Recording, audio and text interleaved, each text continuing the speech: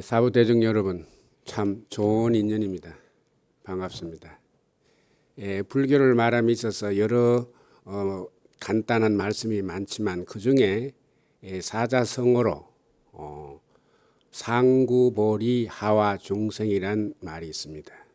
즉 위로는 보리를 구하고 아래로는 모든 중생을 교화하고 제도하란 그것이 불교의 본질이다 이렇게 말씀을 합니다. 즉 보리는 깨달음이지요. 그래서 이 깨달음을 우리는 안욕다락 삼약삼보리 이렇게 말을 합니다.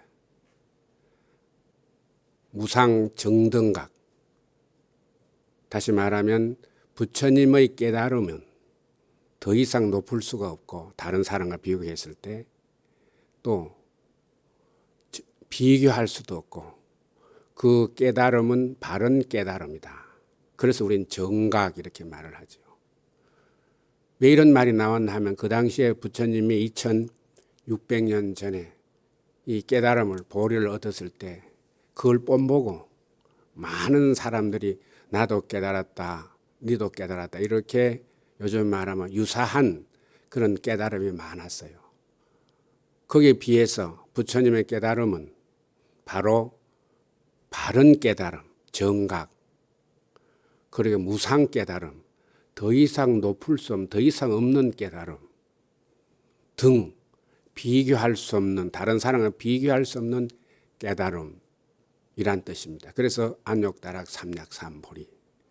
그래서 불교는 항상 깨달음을 추구하는 그 깨달음으로서 부처님의 가르침을 우리는 완성하는 것이다 이렇게 하고, 그럼 깨달음만이 되는 것이 아니고 깨달았으면 그 다음에 불법을 모르고 또 이 모든 사회 모든 중생들 모든 사람들도 교화를 해야 되고 또 제도를 해야 되는 그런 것이다.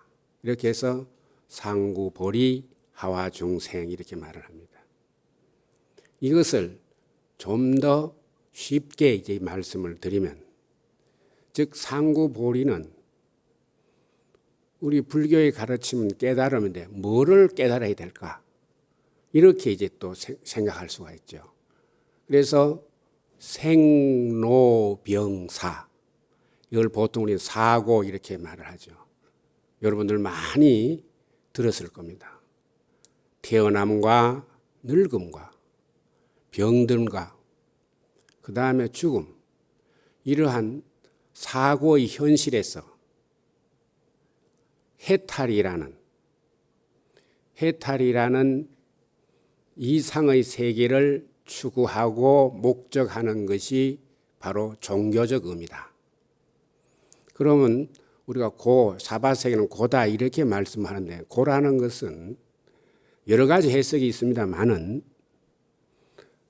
고통을 의미하는데, 그 고통이 어떤 거냐 하면 불려의, 우리가 살아가면서 모든 것이 내 생각대로 되면 즐겁죠. 그런데 그 생각대로 되지 않는 것이 있어. 생각대로 되는 것이 있고 안 되는 것이 있어. 그런데 이 사바세계는 이 생각대로 내 뜻대로 안 되는 것은 누구나 중생이라면 똑같은 것이 있다. 이것이 뭐냐? 생로병사다 이 말이야. 여러분 태어나고 싶어 태어난 것도 아니고, 내가 늙고 싶다고 해서 늙는 것도 아니고, 병들고 싶어서 병드는 거 아니야. 죽고 싶다고 해서 죽는 거 아니에요. 이러한 네 가지 고통을 일반 중생들은, 범부들은 그런갑다 이렇게 생각을 하는데, 바로 부처님은 그렇지 않다. 길이 있다. 그 길이 해탈이다. 그래서 그 해탈의 이상적인 세계를 추구하는 것이 불교의 가르침이다. 그래서 고라는 것은 여의, 불여의, 내 뜻대로 되지 않는 고통이다 이런 말이에요. 그러면 그것을 깨달았으면 이제 불법을 모르고 또 모든 사회적 모든 생명 중생 범부들에게 이 부처님 가르침을 교화하고 인도하고 제도해야 된다는 그런 의미가 있다. 그래서 그 하와 중생을 사회적 개념으로 보면 생명 존중, 인간 평등을 강조하면서 너와 내가 하나가 되어서 행복한 삶을 영위하는 것이 불교의 또 목적이다. 생명 존중. 지금 오늘 세대에는 우리가 모든 인간만이 아니고 모든 동물들까지도 생명을 존중하고 이렇게 불살생을 해야 된다는 그런 생각이 깊지만 2600년 전에 부처님이 탄생하실 그 당시에는 지금처럼 윤리 도덕이 정립되어 있지도 않고 또 인간이 지적 수준도 그렇게 높지 않았기 때문에 힘신 사람이 마음대로 생명을 타인의 목숨을 마음대로 죽이고 살리고 해치되다 이런 거예요. 그래서 부처님은 우리 불교의 가장 중요시 여기는 덕목 중에 하나가 첫 번째 계율이 불살생.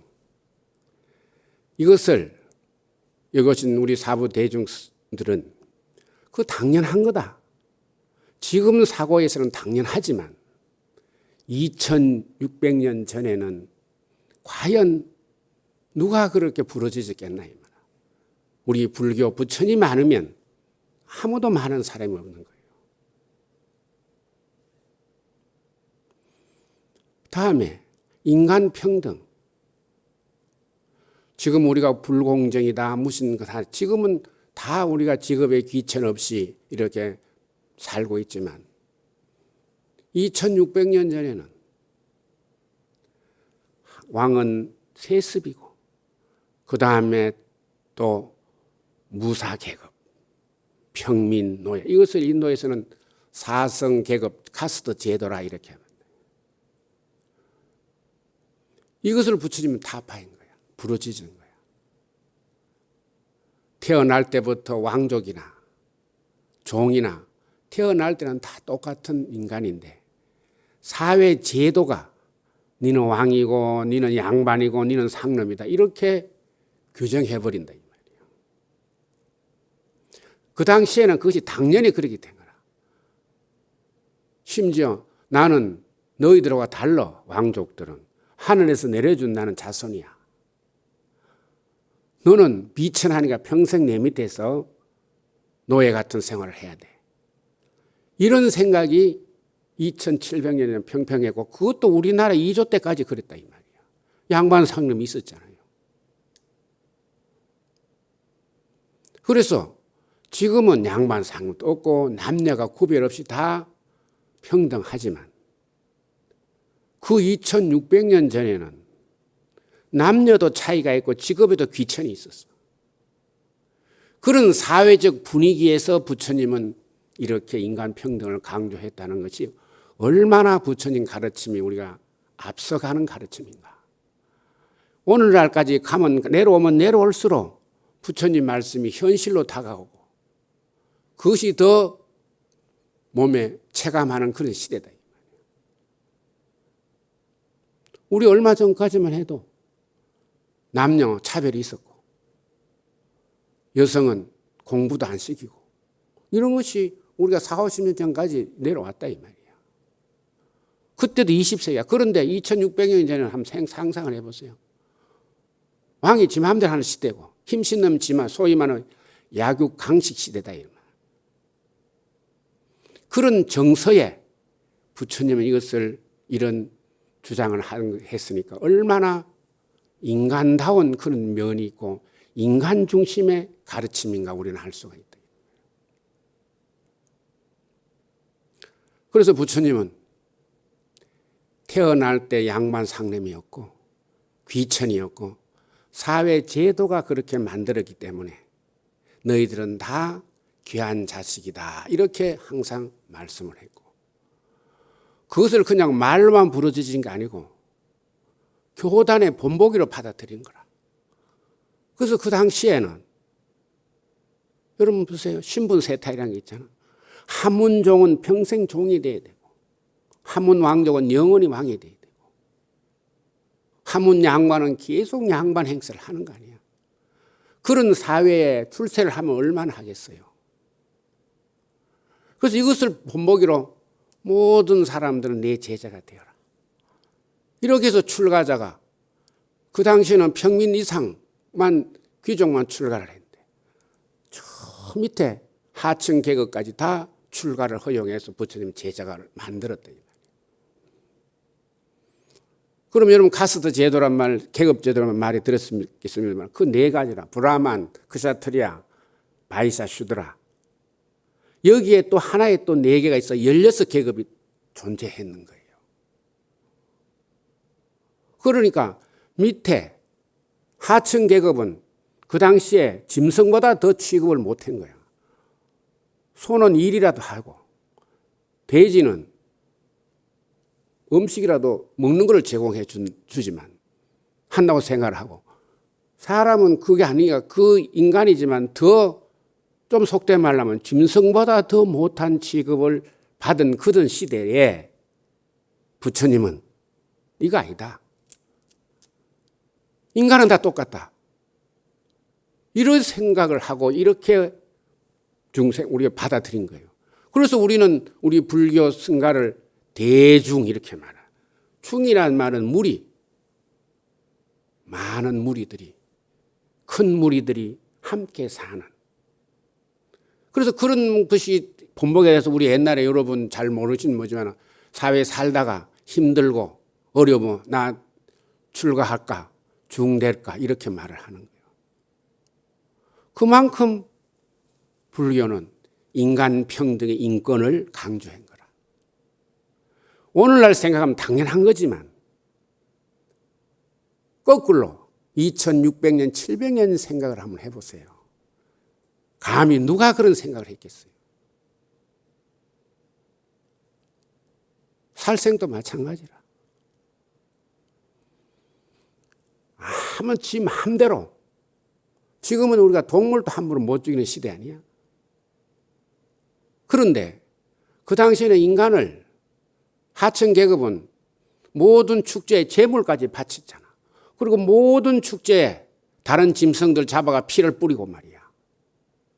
이런 시대라. 그런데 그걸 전부 다 못하게 한. 그래서 불살생은 인간만이 아니고 모든 동물들까지도 살생을 하면 안 된다. 그래서 부처님은 제일 덕목에 불살생 이런 걸 우리가 계율에 제일 덕목에 세워놨잖아요. 살생을 많이 하면 그 생명도 그렇지만 내 그 과보를 받아. 여러분 지금 집에 가면 여러 가지 보물이 있겠지. 집집마다 그 보물은 다 달라. 보석은. 나는 명예가 보물이다. 나는 재산이 보물이다. 나는 무슨 자녀가 보물이다. 이렇게 다 생각을 할 수가 있어. 각 사람마다. 그런데 그보다 더 좋은 거지. 자기 목숨이 제일 중요하다는 것은 다 알고 있잖아. 그래서 우리는 말은 죽는다 하지만은 죽는 것을 그렇게 죽고 싶어 하는 사람 누가 있어? 그래서 우리가 거짓말 중에서도 노인 죽는다 소리는 뭐다? 새빨간 거짓말이다 이렇게 하잖아. 목숨이 그렇게 중요한 거야. 이리 중요한 것을 내가 그 중요한 것을 죽이든지 어떻게 하면 그 원한이 내게 온다. 왜? 우리는 인과에 따라서 원인을 만들면 결과가 항상 다르니까 또 그 다음에 이 사바세계를 다 하직을 하게 되면 다시 우리는 환생을 하게 돼. 인과법에 의해서. 불교의 최고 목적은 환생 안 한 거지만 우리는 그렇게 단숨에 환생 안 할 수 있는 그런 복덕을 가지지를 못하기 때문에 또 수행하고 또 수행하면 언젠가는 환생하지 않겠지만 그렇지 못하고 환생을 만약에 했을 때는 전생의 과보에 의해서 내가 살면서 여러 가지 어려움을 겪게 된다 이런 말이에요. 그래서 부처님 당신을 위해서가 아니고 우리 개개인에 위해서 살생을 금하게 한 거야.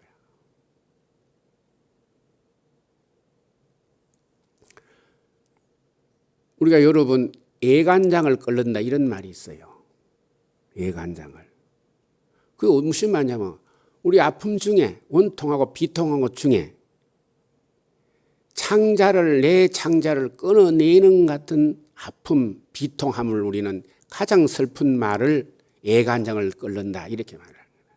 이 성어도 중국 순하라 때 허진이라는 사람이 아주 사냥을 좋아했어. 양반이니까. 그래서 산에 가서 사냥을 많은 하인들을 데리고 사냥을 하러 가서 사냥을 했는데 사슴이 한 마리 있는 거야. 활로 가지고 사슴을 맞췄어요.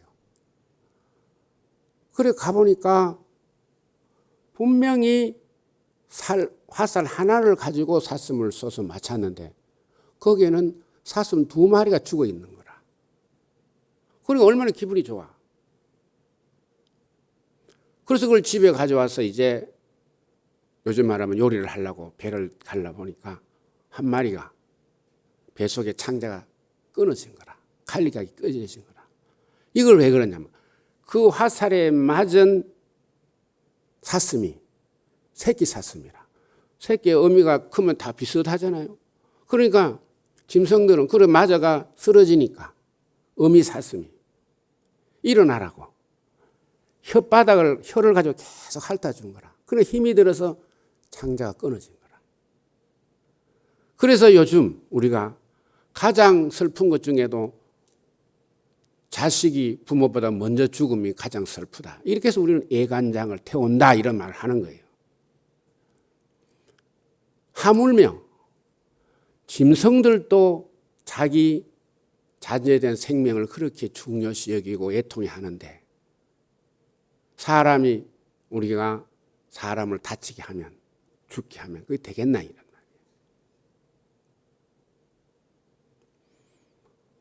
그래서 애간장이 끓는다.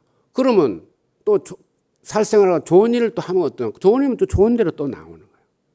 중국의 명나라 때 왕호라는 사람이 요즘 말하면 이제 재판관에 요즘 말하면 이제 그 법원에서 재판을 하는데 그 재판을 하면 죄목을 기록할 거 아니에요. 뭐는 어떻다 뭐. 그 옛날에 이제 붓으로 다 썼으니까 기록하는데 갑작스럽게 파리가 날아와서 글씨를 써놓으면 파리 날개로가 흐려버리고 이래 하는 거라.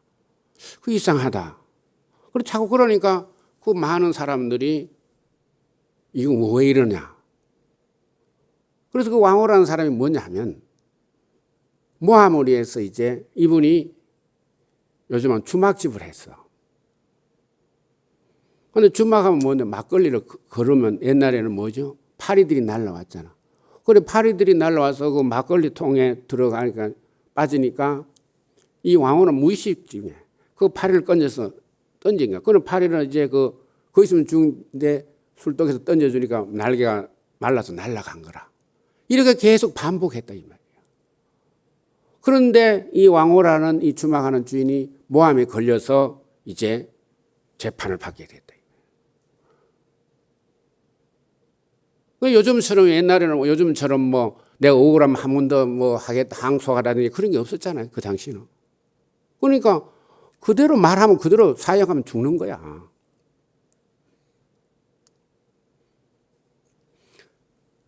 그것을 파리들이 억울하니까 다시 한번 하라는 식으로 와서 생명을 이렇게 붓글씨를 쓴 걸 써먹어서 이제 붓글씨를 써야 좀 말라야 되는데 쓰자마자 와서 파리들이 엉망 만들어버리는 거야. 그래서 그 다시 자기 소명을 해서 다시 살아났다. 이런 얘기가 전해진다. 이런 말이야. 그래서 살생이 그렇게 필요 없는 살생이 그렇게 왜? 내가 그만큼 내 목숨이 중요하면 상대방 목숨도 중요하기 때문에 그 중요한 것을 내가 다치게 하면 그 과보가 내놓는 거라. 그러면 우리 사발세계는 내가 살생을 안 하고 어떻게 사느냐. 우리 음식을 먹어야 되는데. 근데 부처님은 이런 말은 되도록이면 살생을 하지 마라. 이렇게 또 말씀을 한 게 있어. 우리가 출산할 때 우리가 아기가 태어나면 얼마나 경사스러우나. 이 좋은 경사스러운 날 만약에 내가 닭을 잡는다, 소를 잡는다 하면 피를 보는 거 아니야? 그러면 그 죽는, 예를 들어서 짐승이 그냥 네 아들 태어났으니까 내가 죽는다 이렇게 죽겠나? 왜 너 자식이 태어나는데 내가 이렇게 죽어야 되나? 이런 원한을 가지고 죽을 수가 있다 이 말이야. 그래서 출산하는 날은 살생을 안 하는 것이 좋다. 그래서 우리 예전에 뭐고 출생하고 뭘 먹지요? 미역국을 먹잖아. 몸에. 그게 다 이유가 있는 거예요.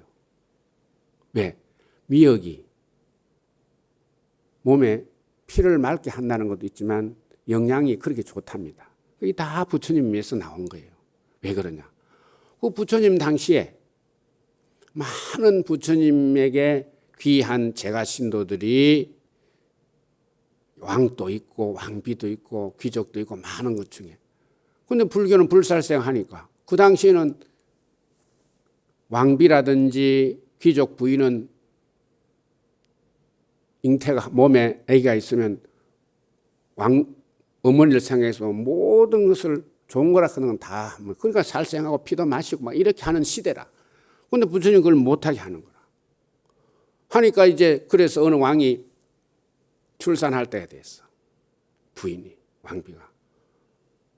그래 지금 출산하면 몸을 출시해야 되는데 다른 종교는 피도 마시고 온갖 거 다 하라는데 부처님 가르치면 그러니 이걸 따를 수도 없고 안 따를 수 없다. 이렇게 이제 부처님하고 상담을 하니까 부처님은 그렇지 않다.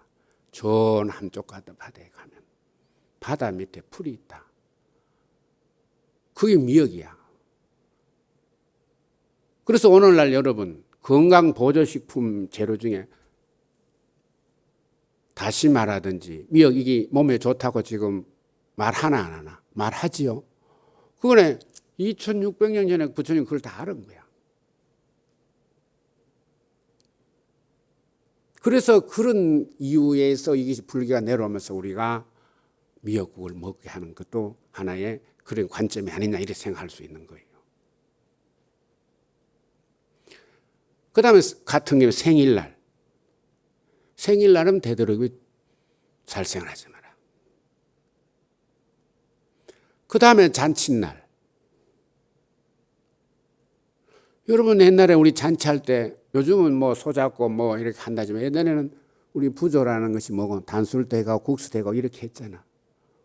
그래서 결혼할 때 우리는 옛날에 어른들이 야, 니 빨리 결혼 안 하나?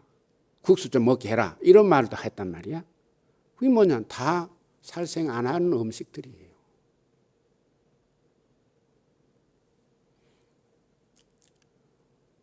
그 다음에 또 축제날, 뭐 그 외에 내가 사람마다 다 뭐 좋은 날이 있을 거 아니야? 그날, 축제날. 그 다음에 이제 기도하러 간다, 정성 들이러 가는 날은 되도록이면 살생을 하지 마라. 이렇게 이제 무조건 하지 말라는 것이 아니고 개차법에 의해서 우리가 먹어야 되고 할 때는 하더라도 항상 참여하고 이런 좋은 날은 안 하는 게 좋다. 이렇게 또 말씀을 해놓은 거예요. 여러분 우리가 사람하고 짐승하고 이렇게 보면 우리가 호랑이를 만나면 겁이 나서 도망을 가겠죠. 그러나 실질적으로 호랑이라든지 이런 다른 짐승들이 사람을 보면 더 겁을 내. 그럼 그렇잖아. 새들이라든지 이런. 그 이유가 인간이 제일 살생을 많이 했다는 거 사람. 그래서 우리는 다른 동물들은 뭐 초식 동물이다, 육식 동물이다 이렇게 하는데 우리 사람은 무슨 동물? 잡식 동물이라고 했잖아. 풀도 먹고 고기도 먹고 이러니까 살생을 많이 하게 되는 거야.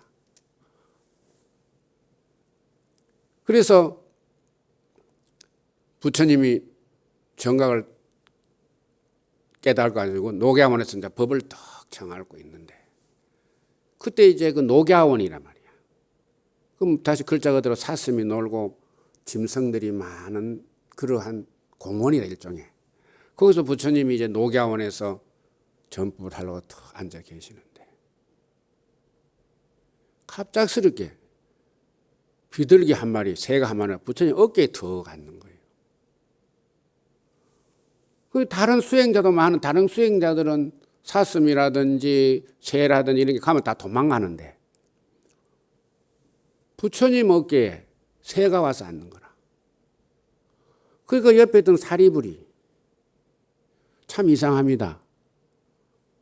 어떻게 부처님들이 이렇게 새가 와서 앉습니까? 하나 부처님이 나는 전생부터 살생을 안 했기 때문에 이 새가 살기를 못 느낀다 나인데 그래서 앉는다. 그러면서 하시는 말씀이 부처님이 그 비둘기를 잡아서 손에 잡고 옆에 있는 사리불에게 또 얹혀주니까 그때부터 비둘기 그 새가 발발발발 떠는 거예요. 살기가 거기 있으니까. 그래서 살생을 많이 한 모든 사람들이 자기를 피하게 되고 인덕도 없고 그렇게 한다는 거야. 그럼 지금은 당연히 그렇게 그런 값도 하지만 2600년 전에 언제 내 살기 위해서 무조건 죽이고 무조건 하는 거지 상대방을 생각해서 그렇게 배려하고 한 시대는 아니다 이 말이야. 그 다음에 계급제도라. 지금 요즘 인권 이런 말을 하잖아요. 얼마나 요즘 말하면 얼마 전까지만 해도 우리가 21세기인데도 갑질하니 어린이 갑이니 이렇게 하는 것은 뭐냐. 내가 우수하다. 니보다 내가 낫다. 이런 개념에서 그런 말이 나온 거 아니에요. 그리고 양반 사람도 우리가 있었고. 그런데 부처님은 2600년에 그러한 모든 계급적인 것은 세습적인 것을 다 타파한 거야. 강조. 그리고 요즘 말로 하면은 굉장히 민주적인 그러한 가르침을 했다. 지금은 직업에 귀천이 없잖아요. 남녀가 다 동등하고. 그래도 지금 우리는 아무래도 여성이 좀 살아가는데 불리하잖아. 그래서 부처님은 그 당시에 출가자를 좋다 여자도 출가해라. 이렇게 해서 비구니 스님도 받고 했잖아요. 다른 종교는 귀족이라든지 브라ಹ만 아니면 출가할 수가 없었어. 그건 뭐냐? 바로 모범을 보인 거예요. 그래서 우리가 사바라는 것은 집단, 단체란 뜻이라. 우리말로 하면. 그럼 우리는 다 서로 같이 살아야 되는 거예요. 그래서 같이 살기 때문에 우리는 삼라만상이다 이런 말을 하는 거예요. 사람만 살아서 되는 게 아니에요.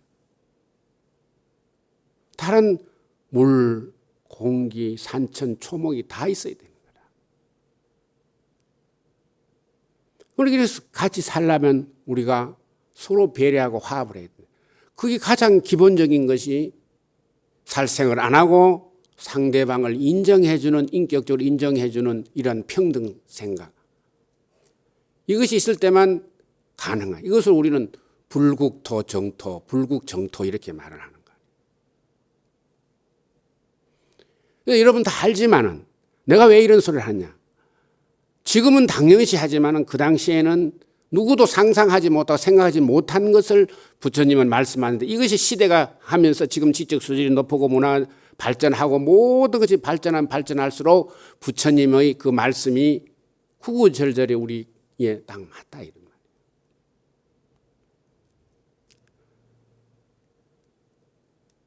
그 다음에 생로병사에 대해서 좀 설명을 드리면 사고라 그랬잖아요.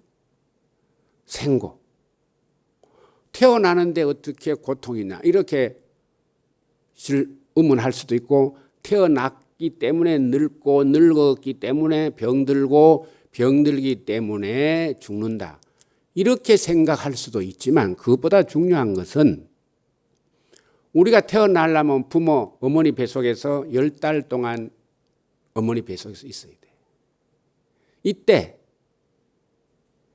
뱃속에 있는 아이와는 관계없이 어머니 마음대로, 부모 마음대로 우리가 행동하게 되면 그 뱃속에 있는 아이가 괴롭다. 그런데 이것이 요즘 발전해가지고 요즘 뭐가 유명합니까? 태아교육이라는 것이 굉장히 했잖아. 여러분, 우리 할머니 세대는 그런 게 별로 없었어. 근데 벌써 부처님은 2600년 전에 태네의 어머니가 몸가짐을 어떻게 해야 되고 어떤 생각을 해야 되고 어떤 음식을 먹어야 되고 이렇게 아버지는 또 어떤 생각을 해야 되고 어머니만이 되는 게 이거 다 기록이 있단 말이야. 그것을 오늘날 비교하면 태네 교육이라. 다시 말해서 2600년 전에 어떤 그런 다른 사람들은 한 말이 어딨노? 부처님 위에.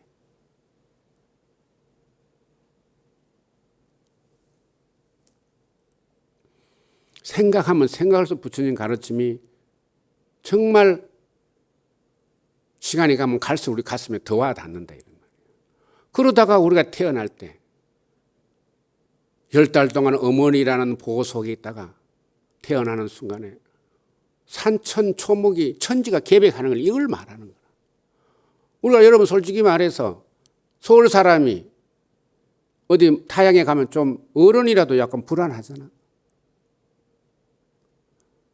그런데 그 어린 아이 생명이 어머니 뱃속에 있다가 태어날 때 얼마나 힘들겠어요. 충격이겠나. 그러한 고통을 이야기하는 거라.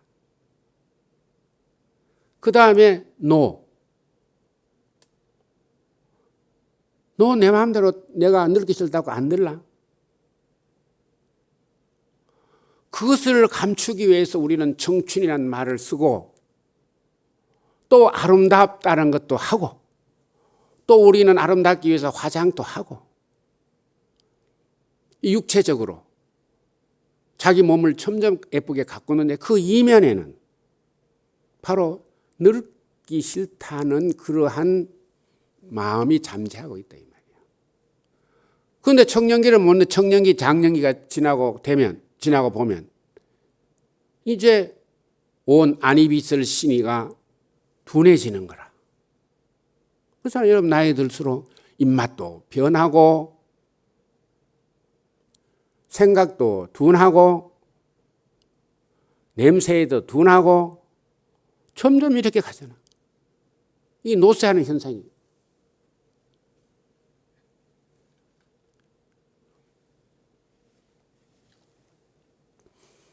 그래서 그것을 말은 못하지만은 여러분은 그렇잖아. 젊을 때는 세수만 하고 그냥 나오면 됐는데 지금은 어디 가면 뭐 합니까? 거울 앞에 있는 시간이 많나 적나? 많잖아. 그게 뭐냐? 이면에는 아름답게 하기 위한 것도 있지만 그 이면에는 내가 늙어가니까 이것을 좀 안 늙게 보이게. 이런 것들, 이 괴로움이. 그러다가 나이가 들면 점점 세월이 가면 모든 것이 변하고 그러다 병이 나는 거 아니야. 그래서 이걸 우리는 노고 그 다음 병을 병고 이렇게 말해요. 그럼 병에도 부처님은 404가지 병이 있다. 그렇게 그 당시에 말씀을 했어. 우리 불교는 모든 것은 지수화풍 이 네 가지 기본으로 모든 것이 이루어져 있다. 이렇게 말씀을 해요. 그럼 우리 사람을 한번 비교해 보자 말이에요. 우리 사람이 죽으면 흙으로 돌아간다 이런 말을 하잖아. 이게 지, 땅, 흙으로 돼. 그 다음에 우리 살았을 때 우리는 땀을 흘리고 배설을 하고 물을 마시고 이게 수라. 몸에 돼 있잖아. 그 다음에 우리는 화, 불. 우린 몸에 체온이 다 있다 이 말이에요. 알기 쉽게 말하면. 그 다음에 풍, 바람. 우리는 호흡을 하고 숨을 쉬고 쉬고 이렇게 하는, 이 말을 하고 이런 것이 다 풍이다. 그래서 사람을 비교하면 이게 우리가 몸에 가지고 있잖아. 이게 사람만 있는 것은 모든 것은 다 이 네 가지로 구성되어 있다라고 부처님은 그렇게 말씀하는 거야. 이 지수화풍에 101가지씩 병이 생긴다는 거야. 그래서 404병이다 이런 말이에요. 그러면 이 네 가지가 조화롭게 이루어져야 되는데 사람마다 다 달라. 업이 다르기 때문에. 여러 번 비유를 해보세요. 만약에 사람마다 다 누가 만들었다 하면, 어떤 조물주가 사람을 만들었다 하면, 내가 60이면 10사람이 다 60에 똑같은 병이 나야 되는데 똑같은 병이 나나? 60이라도 멀쩡한 사람이 있고 다리 아픈 사람이 있고 허리 아픈 사람이 있고 배 아픈 사람이 있고 다 달라. 이게 뭐냐? 이 지수화풍 네 가지의 그 업이 내가 조화롭게 이루어져서 환생한 것이 아니기 때문에 다 조금씩 달리 왔기 때문에 그런 거예요. 그래서 그러다 보니까 더 쉽게 말하면 사람마다 다 뭐가 다르다? 성격까지도 다 다르잖아.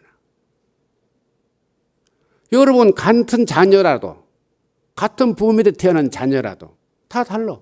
이게 뭐냐? 전생의 업이 다르기 때문에. 업은 같을 수가 없어요. 왜? 어떻게 똑같이 행동할 수가 있노? 말할 수가 있노? 움직일 수가 있노? 그래서 404병이 있다. 의학적으로 한번 생각해 보세요. 얼마나 맞는 얘기야. 이게 요즘 의학에는 더 발전할수록 404가지 이상 될 수도 있죠. 그러나 2600년 전에는 그런 걸 기본적으로 말씀했다는 거 한번 생각을 해봐. 그래서 부처님을 대의왕이라고 하잖아. 응? 우리가 부처님 10대 명호 중에 부처님은 대의왕이야. 아주 큰 의사와 같은 분이다. 그래서 우리 약사열애불 이렇게도 하거든.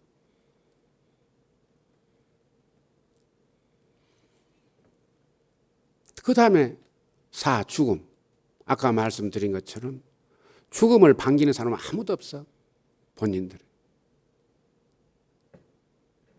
그래서 옛날에 이런 말을 해. 한 동네에 노인 친구들이 이제 나이가 많아서 한 사람, 두 사람 다 죽게 되고 이제 두 친구만 남은 거라. 그래도 두 친구 약속을 했어.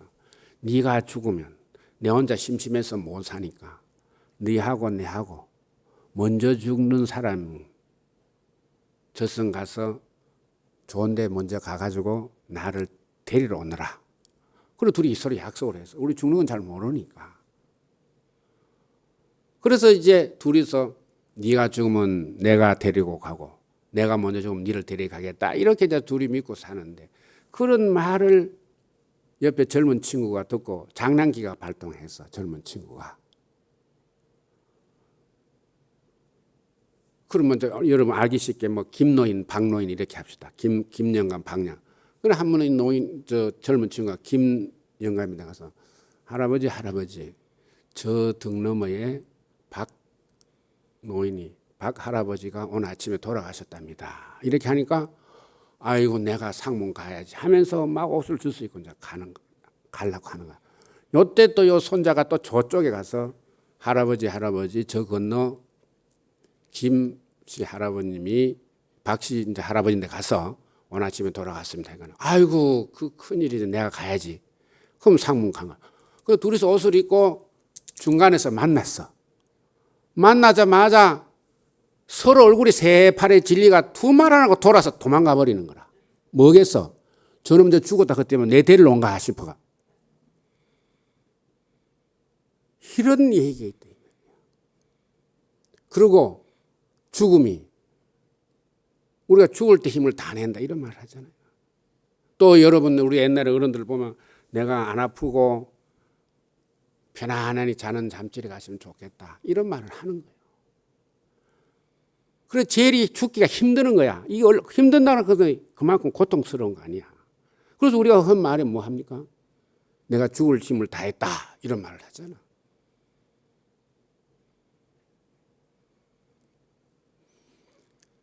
그래서 이 네 가지의 이 현실 생로병사 현실이 이런 사고에서 뛰어넘을 수 있는 부처님 가르침 해탈, 이걸 다른 말로 우리는 깨달음 이렇게 말합니다.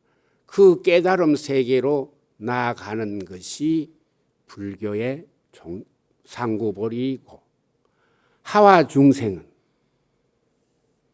생명을 존중하고 인간의 평등을 강조하며 너와 내가 차별 없이 하나 되어서 살아가는 삶을 추구하는 것이 부처님의 가르침이다.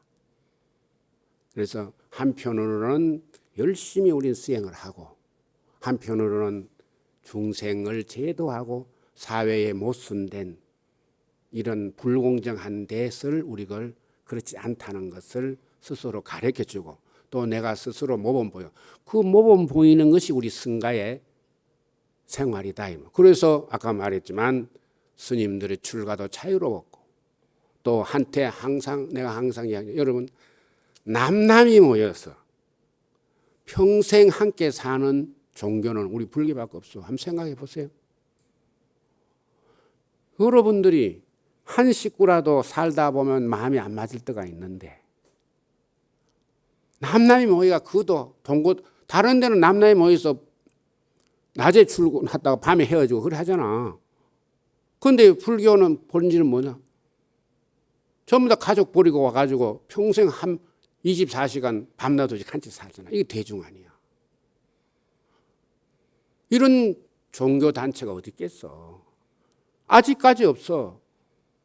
그래서 오늘 우리 부처님하고 서두에 참 좋은 인연이라 이렇게 말씀을 드렸는데, 정말 우리는 전생부터 좋은 인연을 만났기 때문에 그 인과법에 의해서도 다음 생에는 더 좋은 삶을 살기라는 것을 우리 스스로 자부심을 가지면서 모두 부처님 법에 따라서 열심히 살기를 바라면서 마치도록 하겠습니다. 성불하십시오.